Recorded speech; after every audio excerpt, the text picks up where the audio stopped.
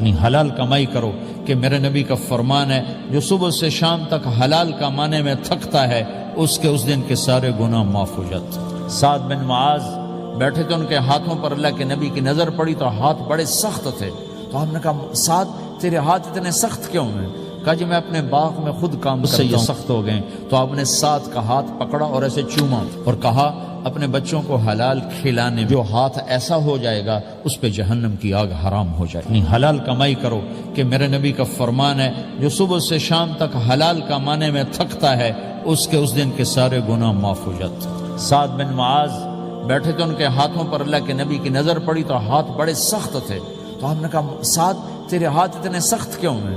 کہا جی میں اپنے باغ میں خود کام کرتا ہوں، سخت ہو گئے۔ تو آپ نے سعد کا ہاتھ پکڑا اور ایسے چوما اور کہا اپنے بچوں کو حلال کھلانے جو ہاتھ ایسا ہو جائے گا اس پہ جہنم کی آگ حرام ہو جائے گی۔